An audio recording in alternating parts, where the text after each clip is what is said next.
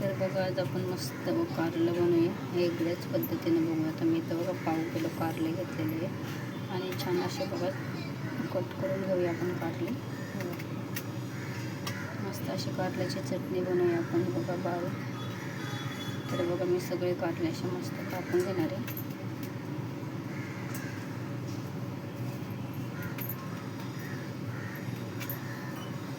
आज जर आपण वेगळ्याच पद्धतीने मस्त अशी कारल्याची चटणी बनवूया. तर आपण सगळे कारले बघा मी असे इथं कट करून घेतलेले इथं. हे बघा असे मस्त कवळे कारले इथं बघा. असे बी वगैरे काही जास्त नाही, एकदम कवळे कवळे कारले आहेत.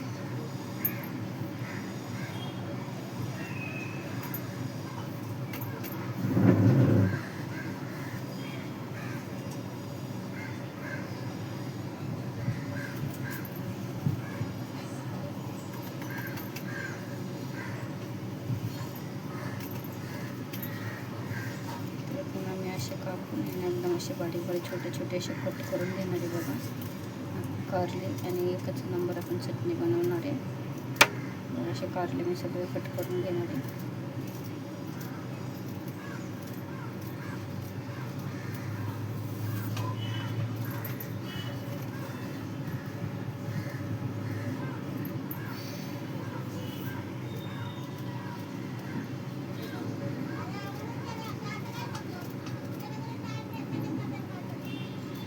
तर चला मी असे मस्त सगळे कारले कट करून घेते. तर बघा असे मी सगळे मस्त कारले असे कट करून घेतलेले आहेत बघा. बघू शकताय तुम्ही बघा किती छान असे कारले कट करून घेतले. आणि यामध्ये असं मीठ टाकून घेतलेलं आहे मी. मीठ टाकून घेतलेले. मिठाच्या नंतर बघा असं आपण अर्धा लिंबू आपण पिळून घेतलेला आहे इथं. म्हणजे आपलं कारलं असं कडू वगैरे होत नाही ना, त्यामुळे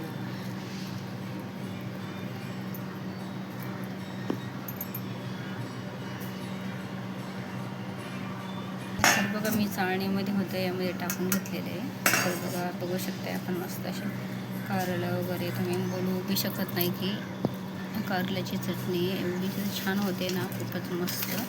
तुम्ही पण करून बघा एवढी भारी होते. बिलकुल पण कडू लागत नाही. असं पद्धतीत बनवले ना बिलकुल पण कारलं कडू होत नाही. तर हे बघा सगळं असं मीठ आणि लिंबू याला ना चोळून घ्यायचे आणि असं आता 5-10 मिनिट आपण मस्त असं भिजू घालून ठेवू. एवढं तर कारलं मस्त होते ना, टेस्टी पण. आणि चटणी आणि असं बघू शकते बघा किती पाणी निघते. एकदम कवळे कवळे कारले होते ना, त्यामुळे बघा कसे पाणी गळते बघा. सगळं कडू पाणी आपण काढून घेऊया.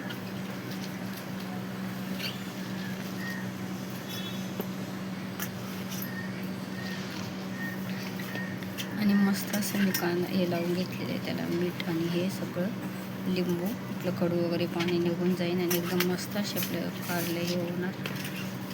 तर चला आपण भिजू घालूया 10-15 मिनटं, नंतर बघूया.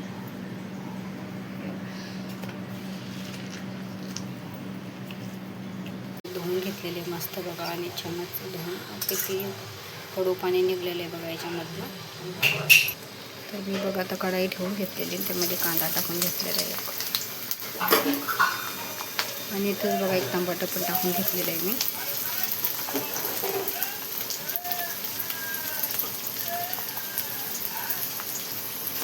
आणि बघा मस्त आपण छान असं मिक्स करून घेऊया. आपण कांदा टमाटर छान परतून घेऊया.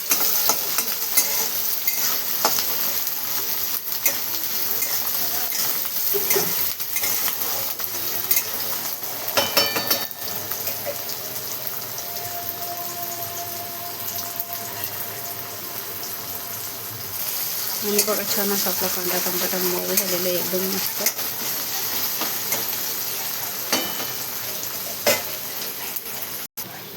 तर बघा आता आपण इथं ठेचा करून घेतलेला तर टाकून घेतला मी.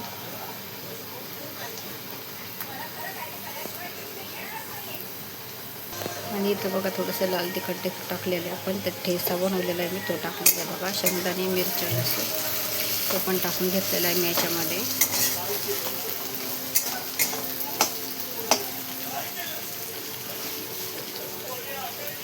आणि इथं बघा थोडीशी हळद टाकून घेतलेली आणि सर्व टाकल्याच्या नंतर आपण पुन्हा मस्त असं मिक्स करून घेऊ.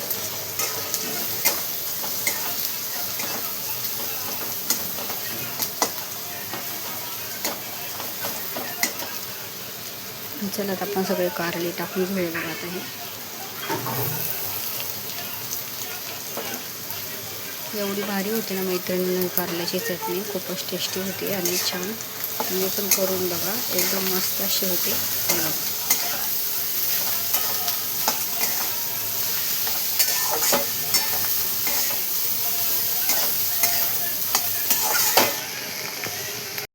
आणि इथेच बघा मी थोडंसं मीठ टाकणार आहे. ठेशामध्ये पण मीठ टाकलेलं होतं, त्यामुळे मी थोडंसं टाकून घेणार आहे बघा. मीठ टाकल्याच्या नंतर पुन्हा आपण एकदा छान असं मिक्स करून घेऊया.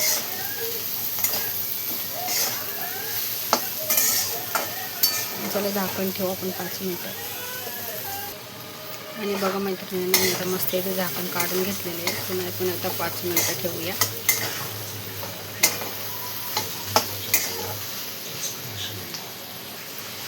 हे बघा मैत्रिणींना एवढी तर भारी आपली कारल्याची चटणी झालेली आहे आणि एकदम सुंदर इथे दिसते. आणि बघा खायला पण एकदम कडू बिलकुल पण नाही.